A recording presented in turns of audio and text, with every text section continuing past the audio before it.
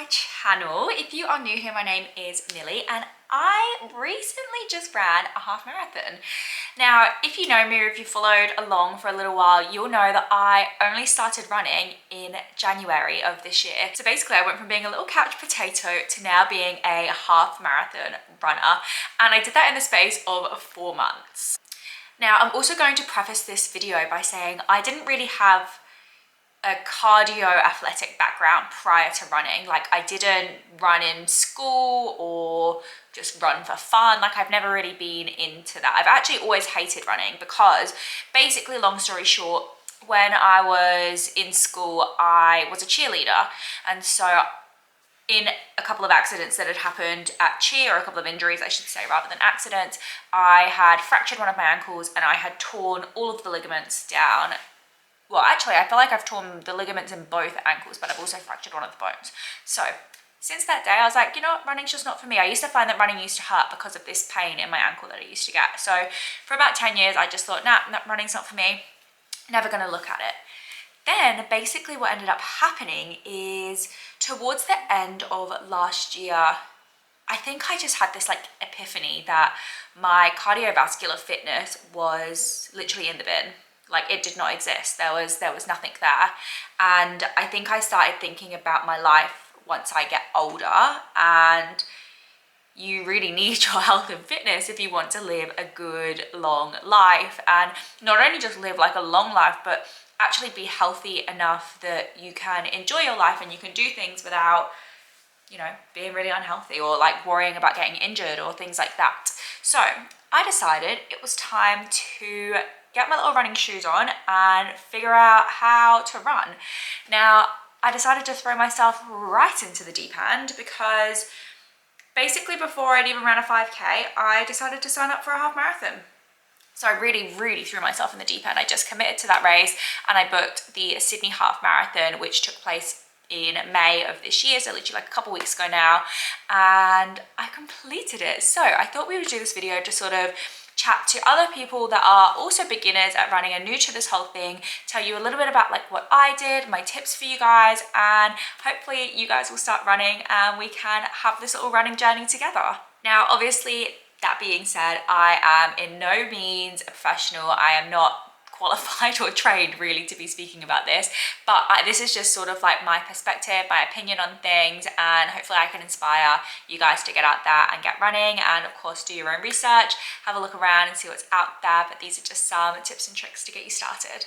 Now, obviously when I first started, I had zero idea what I was doing. So I knew I needed a plan. So I literally just hopped onto Google and Googled half marathon training plan, or like a couch to half marathon training plan, so it could really start me like right at the bottom.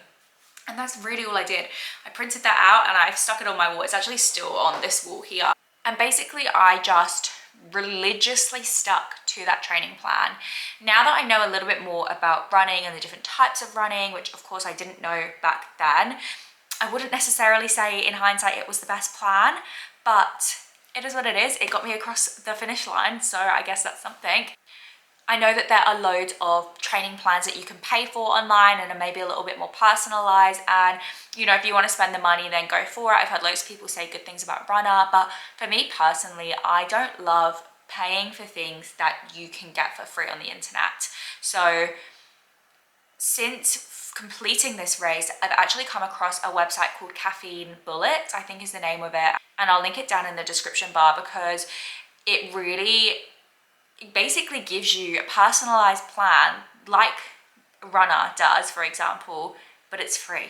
And they've got 5K, half marathon and marathon on there. So I'm actually going to start a marathon training plan at some point soon once I've signed up for the marathon, so that I can get going on that. But anyway, I definitely recommend you checking that out. I thought the plans on there are really good and it's free, so you can't really lose. So let's talk first about how to get started. Now, like I said, printing out that plan was the first thing I did, and I found that for me, having the plan and knowing that I had a race booked were the two most important things, because I knew with the level of my fitness when I started running, there was no chance in a bajillion years that I would be able to complete a half marathon if I did not follow my training plan. So that really gave me all of the motivation that I needed. I think the most important thing when you get going as well, when you're just starting off running, is to realize that not everything is a sprint. You don't need to be getting out the door and running as fast as you can, and you will soon learn, if you do that, that it will not be very enjoyable and you'll be feeling pretty rubbish, pretty puffed out, and feeling like you never want to run again. So definitely avoid that. Slow and steady wins the race, and everyone sort of, I feel like, says this to you, and it's easy to get in your own head and let ego take over and be like, oh, I don't need to run that slow, I can run faster than this. But honestly, running slow is the key, and if you feel like you're running slow, run even slower, because that is genuinely the key to building up that base level fitness and endurance really that you need to complete long distances. Something else that I would say definitely helped me when I was first starting to run, and in the first maybe like couple of weeks I really wasn't keen to run outside. You know, I was still sort of like figuring things out, and like, I don't know, the big bad outside didn't seem like where I wanted to start running. So I did do quite a few of my runs to start with on the treadmill, and I know loads of people hate the treadmill, and to be honest, now it probably wouldn't be my choice. I probably would choose to run outside over the treadmill. But when I was getting started, especially if like the weather wasn't great, the treadmill was my best friend.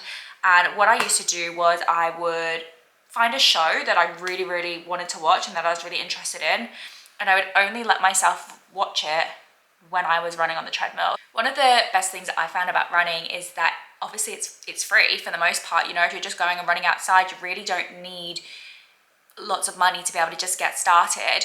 I do think that the one thing, if there was just like one thing that I would say you need to get started with running, it would be a good pair of trainers. Now that doesn't even necessarily mean going out and spending hundreds of dollars on specific running trainers. The trainers that I started running in were literally just like the trainers that I had for the gym, and I'll show you them. So these are the trainers. They're obviously very worn, I've had them for quite a while, but they're basic Nike trainers. These are actually from the kids section, so they only cost me like $60, like they were very cheap. I just had those as my workout trainers. So when I started running and I didn't want to invest really any money into it, I just literally ran in those, and they lasted me. I actually trained in them for the good guts of maybe like 7 weeks or so of my training plan. They did me really well for that time until I was ready to commit to buying trainers to run in. Now, if you do have the money to spend, or, you know, you're ready to get kitted out, maybe you're a little bit into your running journey already and you're sort of ready for, you know, that commitment there, then 100% I would recommend going and getting your gait analyzed at a running shop. I personally went to the Athlete's Foot and had my gait analyzed, and they basically told me that I've got pretty flat feet and I've got really narrow feet as well. So they told me which trainers were suitable for me, and then I basically just picked a pair of those, and I've been running with them ever since. Now, the main thing I would say between the trainers that I bought after getting my gait analyzed compared to the trainers that I already had, there wasn't actually a huge difference, if I'm being completely honest with you guys. Like, there was no sort of like light bulb moment where all of a sudden I was 10 times faster. They really didn't make that much of a difference. The thing that I would say they did for me is they were a lot bigger. They were a larger size than my other trainers. So my feet had a lot more space. My toes had a lot more space at the front of my shoe, which meant that I haven't had a single blister in the entire time that I've been training, touch wood. But no blisters, no rubbing of the feet, no pain, no nothing. So that would be my key thing.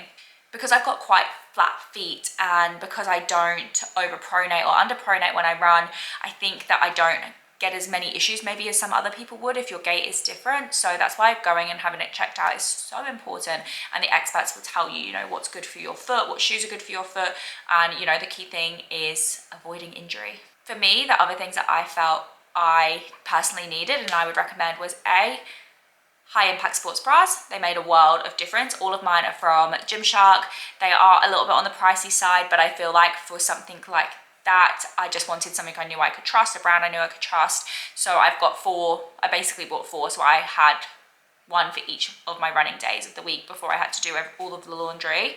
The second thing I noticed was, initially before I had invested in any kit, I was just running in the shorts that I already had to wear to the gym, like my weightlifting, I say weightlifting shorts, just like regular gym shorts. One thing that my dad, who is a very good runner, has done multiple marathons, multiple ultra marathons, multiple triathlons, Ironmans, etc. He's basically like very, very fit and healthy and very knowledgeable when it comes to running.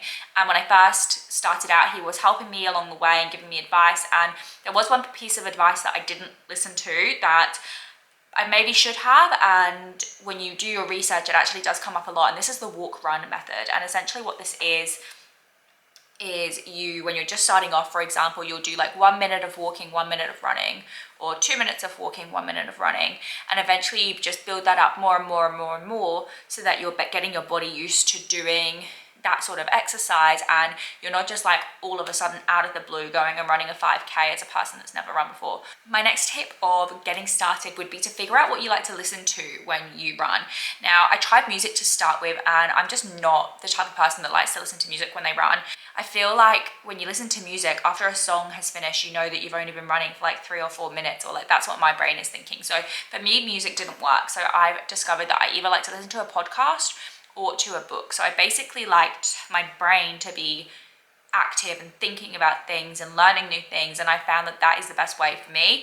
Of course, that's going to be so different to everybody. You might love listening to music and that might be your thing, so you just got to trial and error that really, and see what fits you best. After you have started getting used to running and you're sort of going out there, you're doing these shorter distances, then obviously the next thing that you're thinking about is building up your distance. And for me, I actually found this really exciting. I don't know what it is, but if there was ever a day where I was running a distance that I had never run before, I found that really motivating and really just like, I don't know, it lit this fire inside of me that made me excited to go and do this run, which is interesting because like I said earlier, I don't actually enjoy running, but there was something about running a new distance that excited my brain a little bit. Now, I think the key with doing these longer distances is probably making sure you've got a nice route, and I think pre-planning is so important. I actually used a website called On The Go Map to plan a lot of my routes. So basically you type in like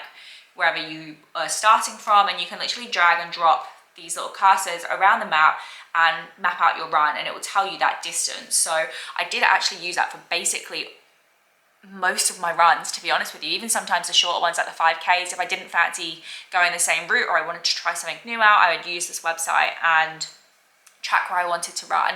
I think you can do that on Strava as well if you have the paid version, but of course I don't have the paid version, so I was just using a tool that I found for free on the internet. One thing I do find quite useful as well when it came to increasing my distance would be to run one way. For example, if I was going for a 10K run, I would run 5 kilometers in one direction. So then you know, okay, this is the halfway point. I now have to run 5Ks back. And I found that that was really helpful, because then as well, you get rid of any sort of temptation to just stop or give up or be like, oh, I don't want to do this anymore, because you have to get home. So you have to finish that run. So I found that super useful as well. One of the key things when it comes to increasing your distance is not to increase too far too soon, because basically you'll more than likely end up getting injured, and then you'll put yourself out and won't be able to run your half marathon anyway. So they usually say about 10% every week is like a good sustainable increase as to what you can increase your running volume by. So just take that into consideration. The plan that I was doing, basically every week you'd increase by about 10%, and you'd do that for 2 weeks in a row, and then we would cut back and we'd have a deload week, which is basically where you are letting your body recover a little bit, so you're not just like constantly going further and further and further. So moving on, let's talk about diet and food when running. Obviously, when you're running, you are burning huge amounts of energy, especially on those longer runs, which means that you need to be fueling your body properly. And maybe I'm not the best person to be talking about this right now, because I actually did do my half marathon training block whilst in a calorie deficit, which logically shouldn't have been the best way to do it. However, I actually found it completely fine. So whether I would have found it much easier if I'd have been in a calorie surplus, or at least eating at maintenance, who knows? Maybe next time we do a training block, we'll figure that out. But I was in a calorie deficit, and personally for me, and this is going to be so subjective, so don't take this as advice, but personally for me, I didn't really find that it affected my energy levels at all. There was never really a time where I felt like, oh, I can't do this because I'm so tired or I'm so hungry. Like my body did actually feel fueled enough to do these runs and do the long runs. One thing I would say that I did notice, however, though, was I did have to eat before I ran. There were times when I went out to try do like 10 kilometers or above that really, and I hadn't had breakfast, and I did notice on those runs I didn't have very much energy. So definitely eating before your runs is so key. I tend to wake up early for my runs, especially here in Australia. It gets so warm very early on in the day, so I like to get out before the sun really starts shining down. So I used to wake up maybe at like 5 or 6 in the morning and have some breakfast, let that digest for like an hour. Typically I would eat some Weetabix, so just like Weetabix and milk, let that digest, and then head out on my run, and that was sort of enough to sustain me for the distances that I was doing.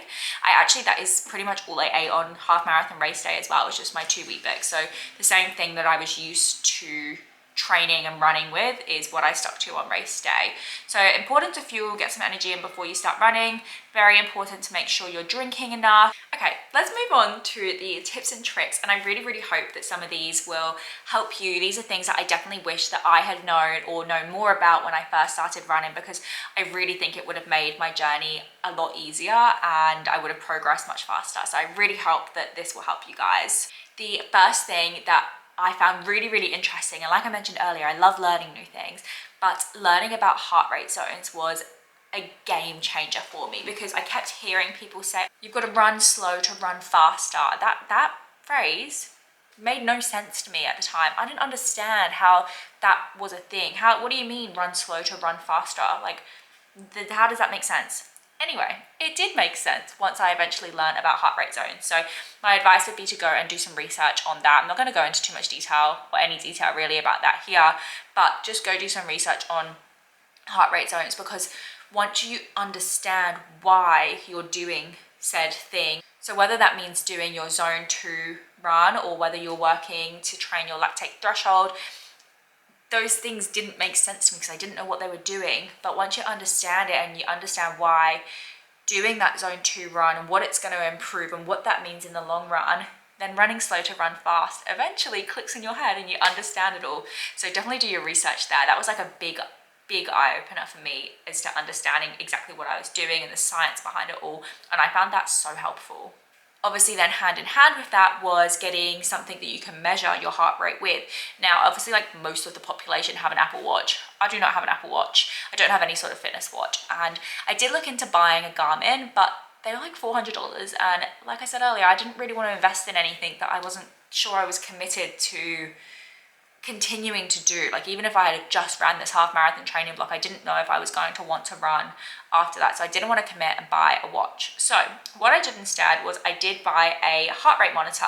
Now I just got it from Amazon. It was like $30 or $40. It was reasonably priced, and it pairs up with your phone, and I do use Strava when I run, so you actually compare the heart rate monitor to Strava, and then you can see what your heart rate is doing whilst you're running. The next thing is all about consistency, and I'm sure we've all heard this word about 10 million times before, but honestly, being consistent is one of the most important things when it comes to running. Like, you're not going to improve unless you're consistently training and doing these things and improving day by day, tiny bit by tiny bit, and you really just have to work on that. And for me, having the plan stuck on my wall, and every day after I completed the run, I colored it in to mark off that I'd done it, and that for me kept me going, kept me dedicated, because I didn't want to miss a day.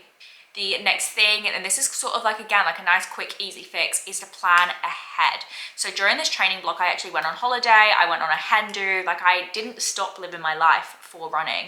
And the way I basically worked around that was I looked at the weeks ahead to plan things. So for example, the weekend that I did the hen do, instead of doing my long run on the Sunday when I knew I would be hungover, I ended up doing my long run on the Saturday before we left for the hen do. So little things like that, planning ahead to make sure you can factor in, okay, well this day I might be out doing this, so I might not have time for a run, and just working around and making sure you're still hitting all of your runs that week, even if they're not necessarily on the right day that the training plan said.